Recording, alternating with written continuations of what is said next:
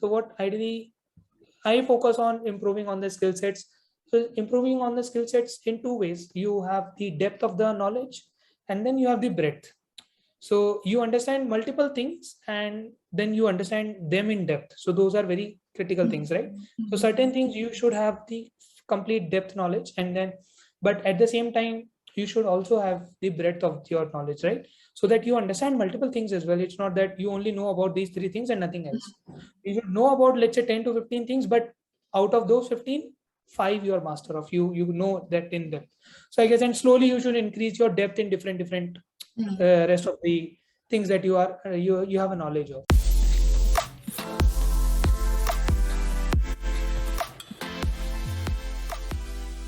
Hello everyone, thank you for joining us back to yet another podcast brought to you by Grow Junction. In today's episode, we have with us Mr. Aman Agarwal, who's currently working as a senior engineering manager at PharmEasy. Hi Aman, and I hope that you're doing well. Hey Manasvi, yes, I am doing pretty well. How are you? I'm doing fine as well. Thank you for asking.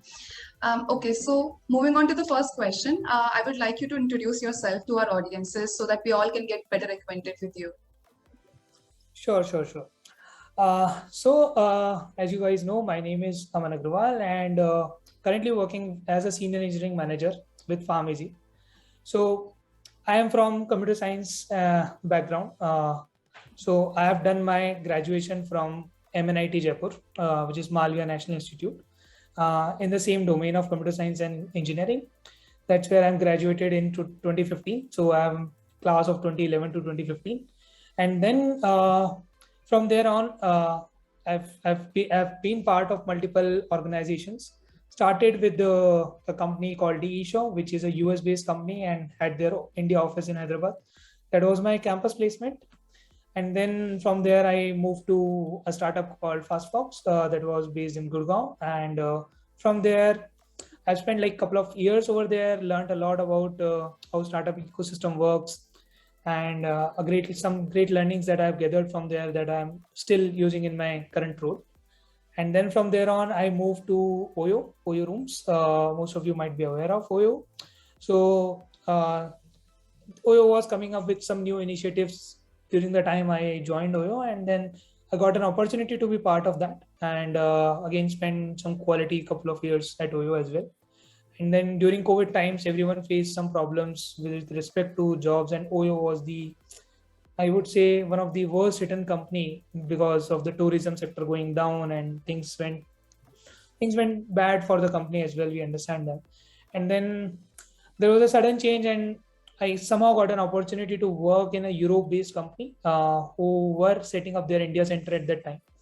And it was a basically casino gaming company called NetEnt.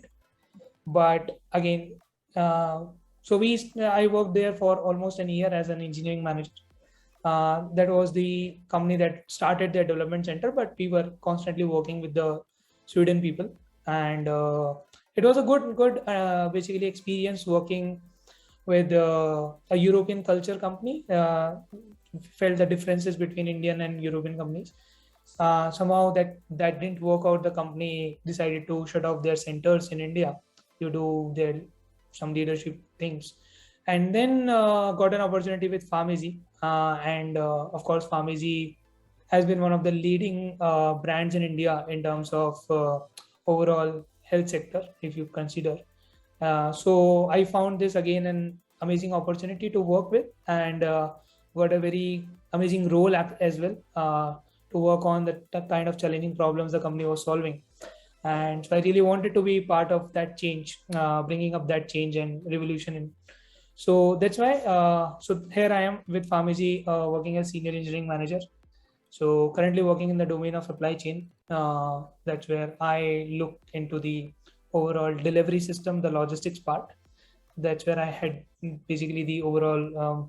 I basically had the overall team of logistics, and that's pretty much about me and my experience till now. Yeah. Great. I absolutely loved your introduction because it really showed all the things that you've done in distinguished companies and what your learnings were and what your roles were actually. We'll talk a lot about this in the follow-up questions. But going back to your internship days, I think a lot of our younger audiences would benefit from understanding what it's like working with a company as big as IBM and what a fresher brings to the table. Okay, so I had slightly, so usually there are two types of internship that different universities or colleges offer. So to their students. So our institute offered us like a mandatory was 2 months internship after completing your sixth semester. So these 2 months internship was there. So there were certain companies who visited our campus as well for these internship period, and there were some initial rounds, then some aptitude tests happening, and then there were some coding rounds. So unfortunately, or I would say fortunately, I did not qualify for them because I was not well prepared during the times, and it happens during your fifth semester. So once you have completed your second year, and at the beginning of the third year, the company visited our campuses, and it did not work out for me. And at the same time, it was like an eye opener for me as well. So I realized that okay, we are enjoying our college life too much, and we are not that much focused. So that's where it was like an eye opener. I felt at that time I felt bad, but overall I felt after, if I look right now in hindsight, I think that was one of the best things that happened with me. That those failures gave me a lot of learnings. And then what happened that I decided to talk to some of our professors, and because especially in IITs and NITs, you see that there are professors who constantly work on their research projects. And one of our professors, he was working very closely with IBM, one researcher from IBM. So into the big data science, all those technologies, and those were amazing things at that time. And still, so those technologies were quite new to us, and even in our campus as well, nobody was too much aware of that. It was the time of 2013. So we got that opportunity as well. So our mentor guided us to how do you prepare for it, how do you learn about this, the basics of it. And then later on got an opportunity with IBM. It was like IBM usually runs a global these university relationship programs where they provide this opportunity to the students to work with their senior researchers.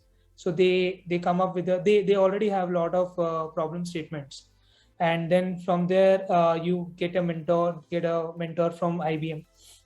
Then we have our own mentor in the campus itself, and then you work on those projects, and they will help you out how to solve that particular problem. How, if you are stuck, they help you. So that's a great learning for someone who is still in their still pursuing the undergraduation, and getting to getting in touch with someone who has like 15 years of experience into the research, and who has so much of knowledge, and then learning from them, learning with their experiences.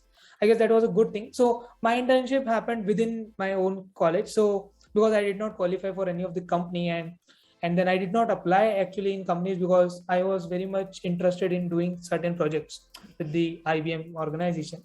And so I decided to do my internship within college many times. So okay, I'll complete this and then come to one more point. So in that project, I guess that was a great learning for me. And later on, with the help of my mentor and the IBM mentor, we were able to write a research paper on that, and later on it got published in international organization as well. That's a great thing to do in your undergraduation. So I guess usually people write papers, research papers during their masters and PhDs, but I feel somehow lucky enough to get that opportunity in undergraduation. So that's the main experience I had with the IBM organization. It was again a couple of months internship, and then later on, once that internship ended, then we usually have our one more major project in the final year. So from there on, we took some ideas and built some one more project which is much larger than that, because now we had more learnings, more understanding of the system. So that was a good understanding, good learning for me. Great. Right. And I would like to touch upon one thing, that usually what happens that during internship time, many people usually get this internship from multiple companies, which pays them good stipend as well. It's good to have such opportunities. But sometimes what happens that people choose company based on the only the stipend, and not thinking about the quality of work that they might be getting at that organization. So my suggestion is always to even my juniors and someone who discuss this with me, that for those 2 months, or some colleges offer 6 months of internship. For those 2 or 6 months, your focus should not be on the amount of money that you will be generating with that experience. What is more valuable to you is the learning that you get at that organization. So those 2 months or 6 months, whatever you are earning, if you are good enough, you will make that money within month later on, right? So don't run for that money, especially in your early stage. And usually what happens that because someone in undergraduation, people don't have that much of free flowing money, right? So people do fall into it. Hmm. So it's difficult. I can understand that being a student, we were also into that mindset. But then ideally people should not run behind only money. They should think about what's the opportunity, what they will learn at that particular place. Even if someone is not paying you, Hmm. and if you're getting good learning, it's not a bad choice to opt for that, I think it right? definitely makes sense because your internship is the foundation for the placement that you're going to sit for in the future. So if you don't Right. have a clear mindset in what all you did and you just did it for the money and the learning is close to zero, I feel you'll be struggling as to explain it to the interviewer what all you did and how you spent those 2 months. And because you can't show them money and it's irrelevant to them. Absolutely. I think Right. that's a good learning for, and especially the point that you mentioned that we are very tight on budget, so it could be a point where people could lean towards, but it's nice to have a clear mind as to why you're joining the company and your goals should be clear. So that's absolutely great piece of advice. Now, moving on to the next question. I remember you saying that you got placed in a big company that was DE Shaw, and the company that you worked for post that was FastFox, which was supposedly a startup. So I wanted to understand from you how diverse was the culture working with these two companies was, and what was your learning like? Okay. I guess these are two poles apart companies and poles apart the cultural difference. Hmm. So Dish is a very established company in US. They are into the hedge fund industry for last 25 years. They have a great name even in US and in India as well. It's a privilege to be part of that organization, because D Shaw is a company that comes to the campus like on the day zero, day one. So they get the best slot in the campuses Hmm. because their pay scale are accordingly high, and their hiring standards are accordingly high. Hmm. So it was a great privilege to be part of D Shaw. What I realized while working at D Shaw is I am I was not able to basically understand those systems because they were very much close to finance, and things were slightly difficult in terms of understanding because I was not able to correlate it. Hmm. Then also there were some seniors of my college itself from there. They were who were working there, and then I tried to discuss that this is not my taste. I don't really want to do such things. Though it was a great organization, and I have all the respect for the company, but at the same time, those that 1 year, it was a great experience over there. But I was someone who was really fond of working with startups.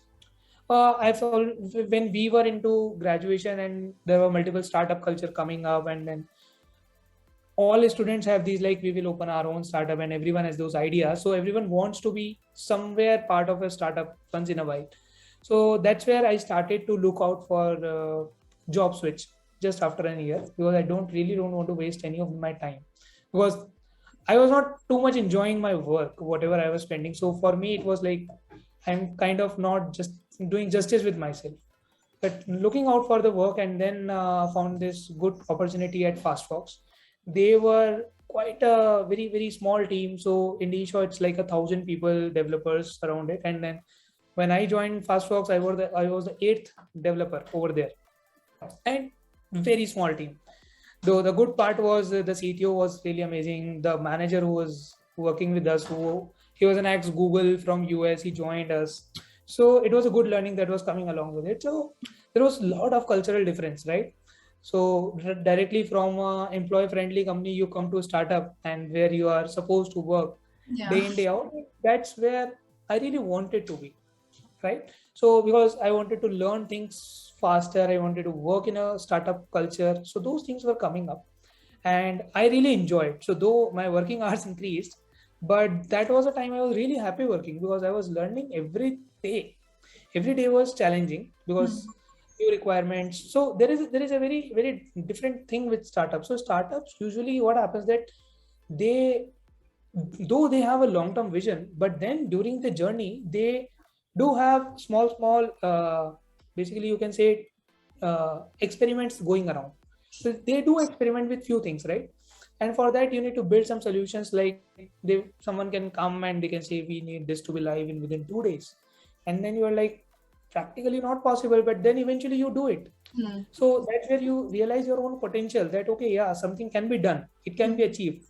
And what startup usually focus on is they do more experiment, and they, if they want to fail, they want to fail fast so that they get the learning and then they move on. The things works at a very fast pace. So even if you want to fail, you should fail fast. That's the motive. And that's where the learning comes from startup, that okay, how do you build systems when you are in startup, because you have limited resources, time is the very big constraint, you have limited set of people around you.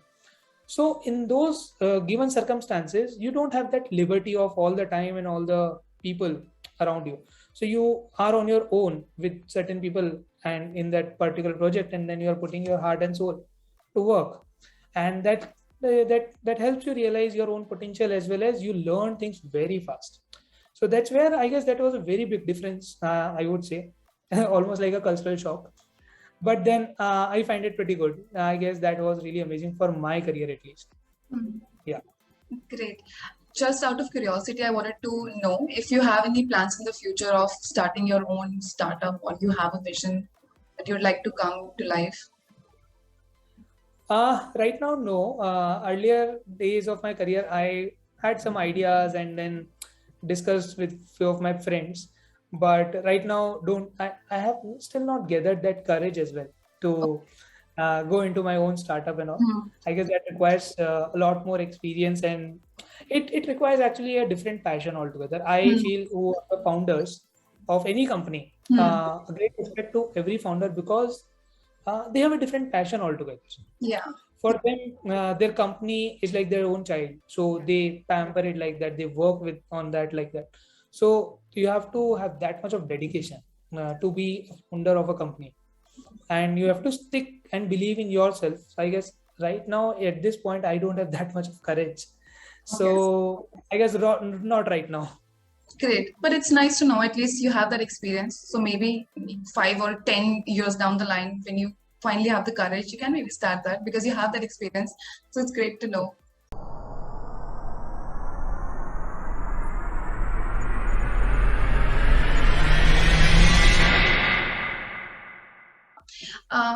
Okay, so now moving on to the next question. While working with OYO, you were conferred with the responsibility of being a manager. My question being, what was the transition like from being a software developer to being a manager? Oh, that was a different thing altogether. It's altogether, I would say the set of responsibilities are so different. So what happens so I joined OYO as a senior developer, and we were working on some of the projects. So at the time, OYO has a good presence in Indian market, and I was part of OYO for business. So OYO was also offering the business solutions, right, to the multiple organizations, corporates rates and all those things were happening. I was senior developer and I joined that team, and almost like 1.5 years later down the line, I got an opportunity to be transitioned into the managerial role. And that opportunity, I guess my manager saw something in me, because there was multiple projects where I led from the front and like delivered the complete project, leading it, discussing. So what as a manager I feel is, right now I guess things are pretty clear to me, but at that time it was very shady. Like I don't know what is going on around me. So as a senior developer, what happens that you are working yourself, you are yourself coding, like you are into the system very close. What happens as soon as you move to the managerial position, you have such vast responsibilities coming to you. Those are around your project management, your stakeholder management, so many stakeholders you have to discuss things around. Your decision making, I would say the overall responsibility comes to your head for taking any decision for your team. So those things, I guess, were really challenging initially. That transition phase of, I would say every manager must have experienced it when they have moved from uh, individual contributor to a managerial role. Initial 2-3 months are, you will have so many thoughts going around. Am I doing right in my for my career or not? Because what happens that you don't see any contribution of yours. So for a manager, the overall success of a manager is your team success. But in the early phase of that transition, you don't understand that, right? For you have always been so close to the coding part, so close to technology, very much. So as a manager also, you though you try not to take that path, but that comes Hmm. naturally. So it takes time to understand your own KRAs as well, right? That no, my responsibilities are slightly different now. Though you are very close to technology, again you are working on the designs, code reviews, and even also taking up some of the coding projects as well. It's not that you are not doing it at all, but you are doing it, but not the critical one, because critical ones have their critical timelines. And as an engineering manager, what happens that you have so many responsibilities that you cannot hamper those timelines because of your own unavailability. So critical ones, you should not, ideally you should not take on your head. It should go to your team members who are dedicatedly working on that project. Hmm. But at the same time, that transition was a different one. But then with all your managers, all your seniors around, if you talk to them, because they have also gone through the same feelings, so it helps you settle down your initial butterflies and all those things, right? And then slowly you start realizing how much impact you are creating into the company, what's the value you are adding as a manager, as a leader over there. So that transition is slightly difficult for everyone, but over a period of time you matures in that way. And then slowly, now for me it's very okay. It's been almost like 3 years as a manager, and I'm a senior engineering manager. So it feels okay to me right now, but during that time, it was initial days were slightly difficult, right? Okay. I'm really glad that you even shared how you felt initially, and now that it's been more than 3 years, you're actually at ease. So it's great learning experience for all the young viewers who will be also stepping into this role in the near future. So that's good Yeah. to know. Moving on to the next question, I think a lot of our young audiences would be keen to understand what a day in a senior engineering manager looks like working at PharmEasy. Okay. Okay. So usually the way our day starts is it starts with regular sync up with the teams. So usually we have a daily sync, a quick 10-15 minute sync up where we talk about everyone who is doing what, if they are stuck at some place, if they have some doubts, they be clarified. We keep a track on the timelines, if we are on track or not. If let's say something is spilling over, so we keep a track on that. Okay, that's the next state, because it is very important.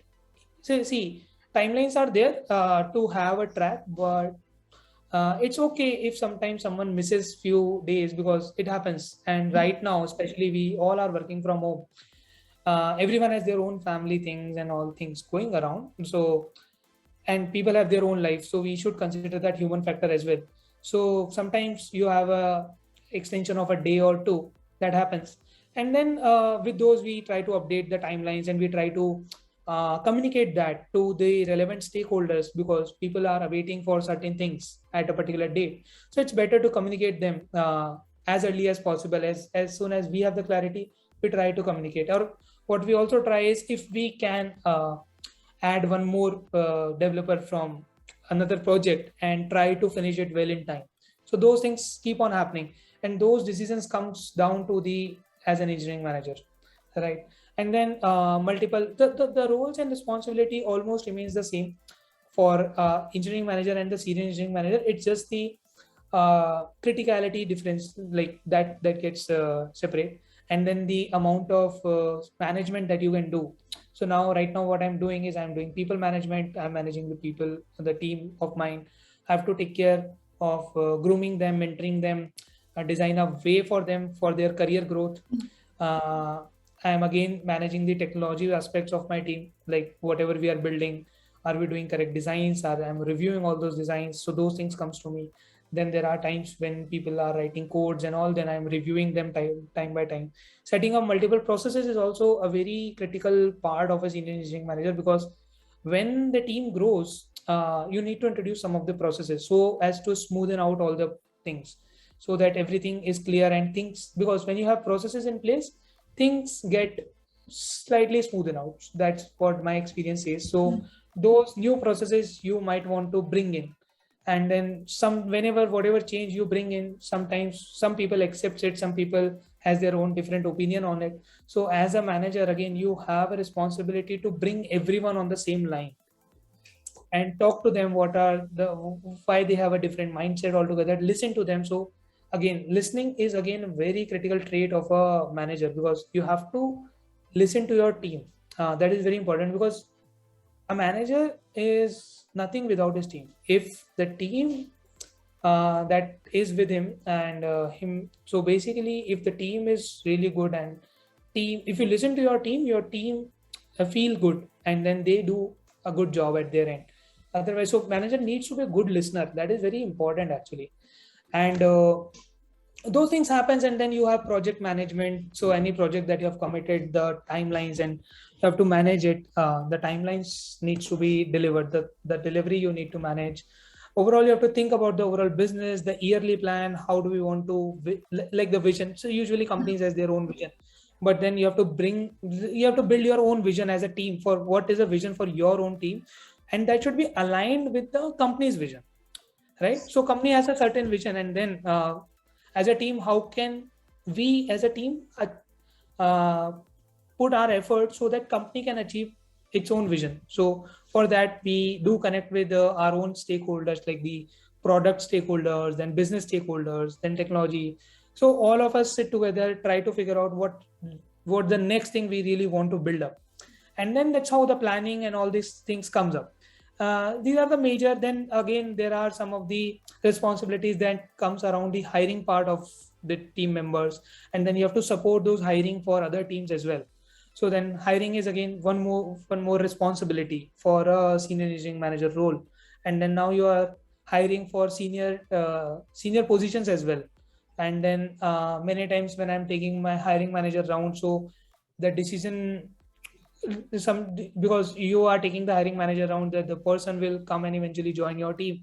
So it becomes very critical that you take the right decision at that point. You have those 45 minutes to evaluate the person, and then you need to find if that particular person is a good fit for you or not, or for your team's requirement. So those things comes as a responsibility for senior engineering manager. So for, if you talk about the days, it starts with that sync up. Then we have our regular meetings with some of the upcoming projects. Then we are discussing some designs, we are discussing future scopes with the product managers. Then there are some regular metrics review meetings that we usually have, that how our technology metrics are going on, how the product metrics is, are we on track with our vision or not. Then there are certain one-on-ones that I usually have with my team, like bi-weekly. I do connect with them like separately for 30 minutes, so that, again, I'm saying the listening is a critical trait for an EM, senior EM. Then you need to understand what is happening, because then everyone working remotely, it becomes more important that you, because when you are in office, usually you can talk to people over a small breaks, but now remotely things are slightly different, so you need to connect slightly more often. So those things happens, and then uh, yeah, that's major things around. Then you have multiple stakeholders, multiple teams who really want to discuss few solutions with you, and then who have their own requirements. Then you have to go into those meetings and then try to understand their requirement, propose your solutions, and if you have any built up solution right straight away, then you have to share those documents with them so that they can continue their work. So that's the kind of a day in regular day in the life of a manager, I would say. And then along with that, your team members who are stuck at some position while solving a particular project, so you have to discuss with them, discuss the problem statement, bring them out. Sometimes you might not be, like, I might not be the right person for them to bring them out from that particular problem. Then as a manager, it's your responsibility to connect them with the right set of people, so that they get the correct help and then they complete their task. So basically, as a person who is a manager who also works as an enabler, I would say, he Yeah. enables the path for people So Hmm. you might not be the perfect person, but at least you can guide them towards the final destination for them, Hmm. whatever Hmm. the project that they are working on. So I guess that is very critical. That's great. I mean, I can clearly see that from being a senior engineer to a manager, the outlook actually changes. From an I approach, you have to move to the V approach. And clearly, the way you have illustrated all of the examples, it shows that you're really concerned about your team and their well-being and their personal growth as well in the organization. Which I feel like Yeah. you've given a very elaborate answer. And I'm really impressed with the same. I think it gives a very lucid picture of what really a day or a week actually looks like. So, just I have a follow-up question. So, because your formal education was over in the year 2015, how do you keep up with the ever-changing technology, and how do you stay relevant, and how do you guide the people who are still working in that domain? Now you've moved to a managerial position, but you still have to oversee what they're doing. So, how do you keep up with that? So yeah, so now I have to look up to two different things altogether. So I have to be close to technology and what's the latest thing going around, and at the same time I have to learn new things around the management, because Yeah. I'm not a trained manager from some B schools. That has not happened. So whatever we are learning from experience. So it's better to learn from others experience as well. So that's where I am going through certain books and trying to read more articles around how in a particular situation a particular person should basically behave or react, and how do you have your one-on-ones to be more productive, how do you manage the appraisals of your team members. So there are different aspects, because every individual is so different within Hmm. the same team, Hmm. that your management style need to change. You cannot treat everyone with the same way. So you have to be different with every member because of their own capabilities. Some people are so fast at grasping that you need to provide, you don't need to go and ping them every time. You just give them a problem statement, they will come up with the solution and they will cover it up. But there are certain people who need your help. It's not that you should judge them on that. Those are fine, because everyone is different. So you should understand, as a manager you should clearly understand that people are different with different capabilities. So it's important to help them. What for a manager is the goal should be to bring the every member of the team to a better person, like they should be the better version of themselves. Hmm. And those changes will not come overnight. You need to have a certain plan for them, you need to groom them, you need to give them those opportunities so that they groom, they become a better version of themselves over a period of, let's say, 6 months or a year. So we also do goal settings for them, that let's say after 6 months we really want you to learn all these things, or we really want you to be confident about these technologies and these areas of the functioning that we are working on. So that's how the goal setting also works, so that gives each developer also a vision what he has to look forward, where is his own career going on. Hmm. So those things also comes along. Hmm. Right. Great. So basically, you try to keep up with the books and also from the people who are around you and your seniors. Yes. So the management comes with the experience and some Hmm. books, and then with respect to technology, what happens that usually I have taken some membership online, and there are multiple tech fronts that are there, through which I read multiple articles. So over there, some of the articles get published every day in day out, and there are some good platforms for them. Something like Medium.com, that is very famous for all the technology enthusiasts. So, and then there is D-Zone for multiple Java related things that I really follow. And then so every technology that you are following up, that you are currently working on, so they always have, if you go to their official website, you can subscribe to their newsletters. So whatever new things comes up, whatever discussion is happening over there, then those things come really down to your email every week or every month or every by Hmm. Hmm. fortnight. Yeah. And then at least you can go through it and you can keep it up. And if you really want to go deep dive, then you can always have that option, right? So keeping up with online things, that's there, but I'm slightly old school also.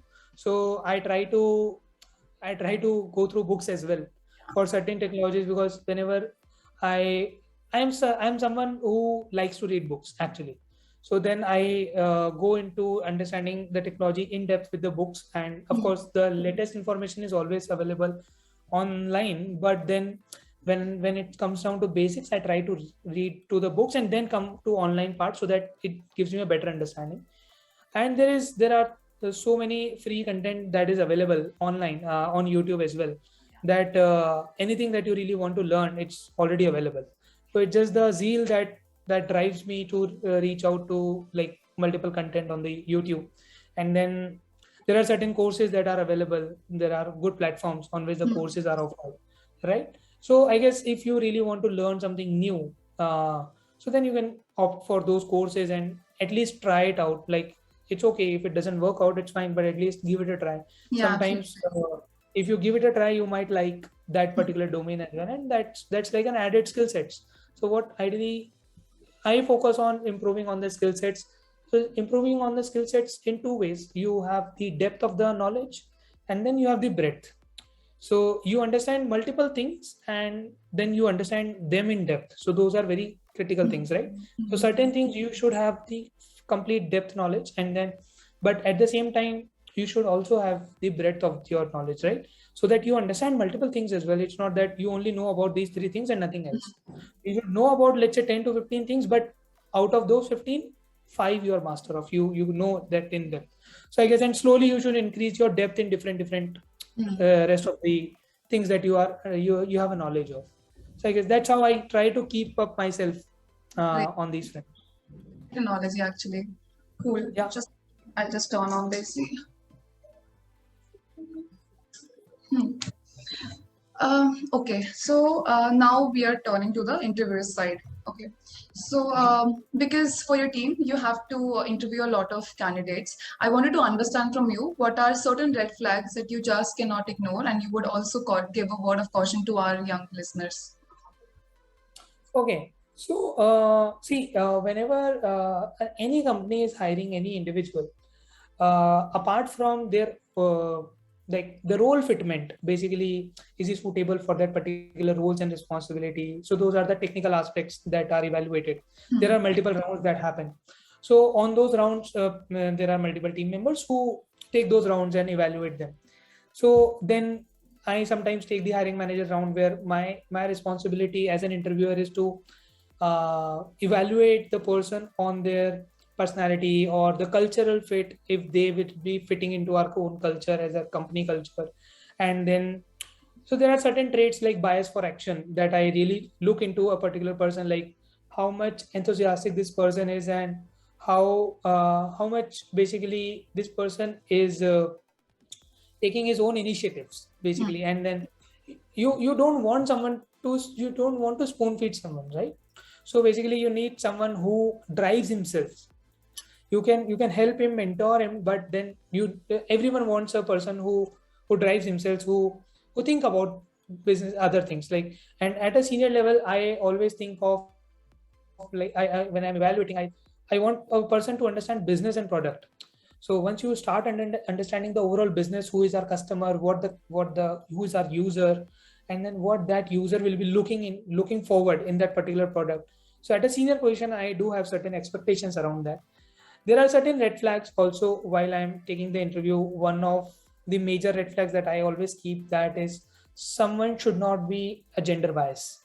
So there has been certain instances when I'm taking interview that I've found people are sounding gender biased. Like they talk about male versus female working efficiencies and all. So if something like this happens, that's like a clear red flag for me. I always think that both are very much equally capable enough to work in any situation, any environment. And with my experience, my team has both male and female members, and I don't see any difference in their performances, right? So that's a very big red flag. If people talk about that, then that's a straight away, that's not a cultural fit for me. Because person who is bringing the bias will, I and the company also don't like people like Ah, that, right? okay. So that's a one thing. Then someone who don't own their mistakes. So every one of us has committed mistakes, every, like, here and there, right? We all, nobody is perfect amongst us, right? So what is important is, if you have committed a mistake, it's fine. But what should happen is, you should be able to accept it. You should have that courage to say that, yes, I have done that mistake. So that courage I am always looking forward in a particular person, that you should not lie to anyone. Like, if you have done mistakes, say it out and loud that yes, I have done this mistake, and you should own it, right? So from that part you comes the ownership. So what happens many a times, people don't show the ownership aspect. So let's say some project is assigned to you, and you are a senior developer, or you are someone who is leading that project, and if you are not showing the ownership on that, so while evaluating in the interview, what happens that we also try to understand the past projects, what the particular person has completed or covered, and then what are the challenges the person has faced and how he has overcome from those challenges. And from there on, we try to infer this, that how his ownership aspects look like, because there are multiple problems that comes along with the delivery of a particular project. Has he experienced all those things? Has he experienced certain things? And then how that person would have, like, whatever he's saying, has he behaved in the correct manner? Has he taken the right approach? Why he have not taken certain approach? We try to talk about that. So people who don't take ownership are, like, again, the red flag for me. Sometimes people are quite arrogant in talking because they think that they are the best in the world. So again, so those are some people I really want my team to be stay away. It's fine. So everyone should have that zeal to learn, not like I know everything. I know everything. There is nobody who know everything. So right. So those kind of people also, again, I try to stay away. And then there is one more category that I basically, it's kind of a red flag, is where people are only looking for a salary hike. It's okay. It's good to have good salary, good paycheck, but at the same time, if your only motivation to join a company is money, then I guess that person might not be a good hire for that particular organization. He should be, whenever we talk about it, is he thinking about the company or the product or the things about the company, and what that person will bring onto the table when he joins us. So those things, I guess, are important. So only money mindset, that becomes difficult. Okay. Yeah. So those things actually are some of the red flags that I personally feel. I personally take care while taking any interview and while taking any decision. Yeah, I really hope that the young audiences can actually take a note of it, because one way or the other, we all are interviewing, be it our internships or placements or any other opportunities that they'll be getting in the future. So great things to actually keep in mind.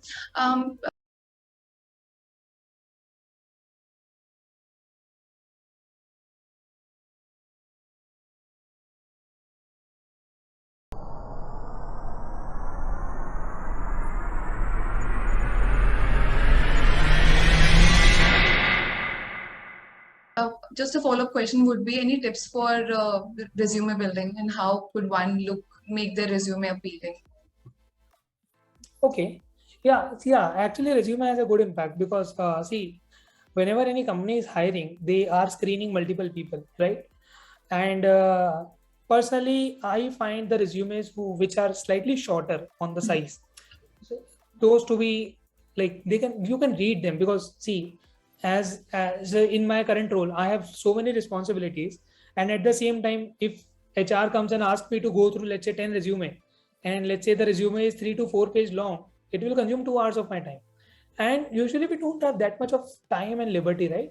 And so I feel the resume should be, it should be almost like 1.5 pager, not more than that. It should be very crisp and should not have the jargons around it. What should write in resume is actually what you have done. So many a times what I felt is, people try to put so many things in their resume that they have just touched upon while working, so they don't know the in-depth of that. And what happens then, when someone is interviewing them, when they ask question on that, and then these people come and say that, okay, I was just part of this and I did only this part, and then I don't know more than that. So ideally, what should be in your resume, what you know, only that should be there in your resume, so that when someone else is talking to you about it, you can answer them, right? So your resume can be short, but whatever is there, you know about it in and out. It should not have any kind of spelling mistakes. Make sure any spacing mistakes. And then certain resumes I've seen 3 to 4 page long, and I totally lost that interest. Like, how can I read 3 to 4 pages and try to understand what this guy has done? It should be crisp, 3 4 liner 5 liners experience in each organization, and then that is good enough, because now we have an interview to talk about everything. Yeah. So that's where I think resume should be crisp. That is important. And then what is also important for, in terms of resume, is the order should be very Perfect. So right now, there has been a couple of times I have come across resumes where the order is exactly opposite. So people start writing from their 10th, 12th percentage, then their graduation, then their first, second, third company.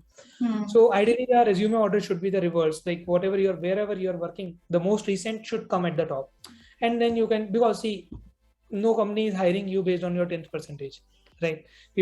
Company is looking forward at the relevant experience that you have, right? So the most relevant thing should be at the top. Something that you really want to highlight, you should put it as bold. Yeah. And then sometimes what I've seen that even experienced people putting their hobbies in the resume. See, nobody is interested in your hobbies. Like if you like traveling, if you like singing, dancing, whatever. I am a technical interviewer. I want to take a technical interview of yours. So I'm not interested in your hobbies, right?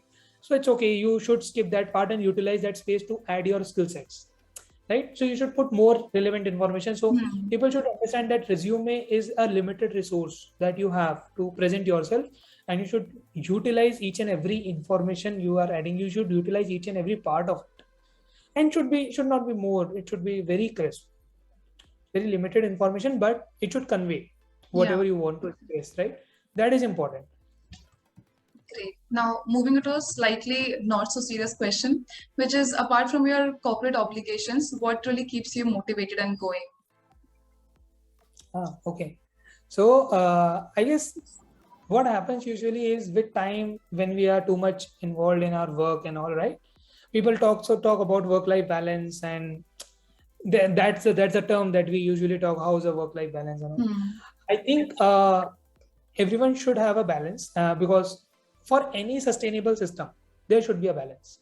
Even we are working for any organization, there should be a balance, because if, let's say, your personal life is not going really well because you're not able to give proper time to your personal life, then your professional might not be going really well. If your personal life is consuming too much of your time, then your professional will get impact, right?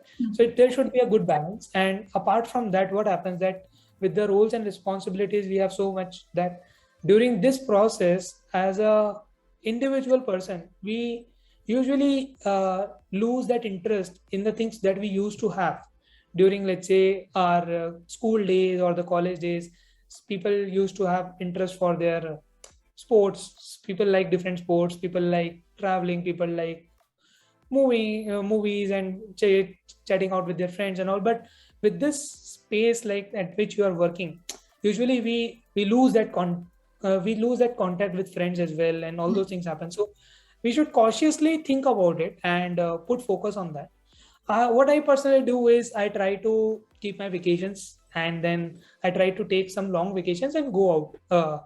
So with my family, try to have those vacations so that I can relax from my regular work life. And then we have weekends available, Saturday, Sundays. So try to spend time with my friends, families, try to put some of my time for my own passion. So I'm someone who really likes traveling. So then I try to figure out here and there the places where I can go. I try to explore food. So that's where I like exploring local foods. And at the same time, I have a very different interest for cooking. Usually boys don't have. So I have that interest. So sometimes when I have some time, I try to like do some cooking as well. That keeps me motivated. So so sometimes the life becomes too monotonous, and then you break that, and then you do something else, right? So it's good to keep all your passions alive. Sometimes, because those are the things that will keep you like ongoing for the longer period of time. If you are stuck in the one life, I guess that is difficult. So you keep that motivation on, and then have your own goals as well. Like for your personal life, like we have goals for our professional life, right? The same way we should have our own like goals for personal life. You should have, if you like traveling, then have a checklist for your travel. You can plan domestic vacations, international vacations, but at least have a checklist and try to fulfill them as well. Those are also as critical as your professional life checklist, right? So we should give equal respect to both the lives. Both are important. And for the good functioning of any individual, I personally feel that both lives should be balanced. Okay, great. Right? I really So like that you're equally serious about both the aspects of your life and you're trying to make that balance even better. With that, we have one last question for you. I would like you to share your personal short term or long term goals that you have for yourself. okay. Okay, so when we talk about goals, so short term goals, when I talk about my professional career, so short term goals is more around slightly smaller things, or those are the goals that I really want to achieve, so as to fulfill my long term goals, right? So mostly short term goals are around learning some new technologies that are come up, or some of the technologies that I don't know that much in depth. So I keep a plan so that I try to go through like the tutorials or taking some courses online, and then try to understand those technologies in depth, because they will help me in my day-to-day life, right? Because my work revolves around technology and the management, right? So I try to focus on the both the aspects right now. So reading about the management books and those things, and then taking some online lectures and all those things. I try to do that. Even on weekdays, and also I try to do that on weekends as well. So those are important. Though some short-term goals are mostly around the technology aspects, that okay, in this next 3 months I really want to learn this particular part, or I want to reach up to this depth of a particular technology, those things. When it comes to the long-term goal, that long-term goals are usually the goals that actually what you think of yourself down the line, right? How do you want to grow your career? So usually in my case, I am into the managerial aspect. So I believe my roles will grow towards the managerial aspect. So technology will always be there, but managerial aspects will grow a lot. So there I have certain plans of reaching up to a certain level in the managerial journey. So for that, I try to keep myself totally updated with some of the managerial uh, courses online, and then try to learn from them. And so as to, and then at the same time, I try to have this more conversations with some of the seniors that I have in my current organization, as well as my past managers, like what if certain levels need to be achieved, what all things I should be looking at, and what all things I should put into my radar, so that I don't lose that focus, right? So those things are very critical, and long term goals are mostly around that only. Yeah, pretty much this is the thing. Great. It's really nice to hear from you what your long term and short term goals are. With that, we've come to an end of our today's podcast. And on Mhm. behalf of the entire Grow Junction family, I really wish you all the very best for all of your future endeavors. And I thank you for sparing out some of your time on a weekend. So thank you so Thank you. much. Thank you so much, Pansi. It was great actually talking to you. Some of the memories came back actually. Great. So it was really good talking to you.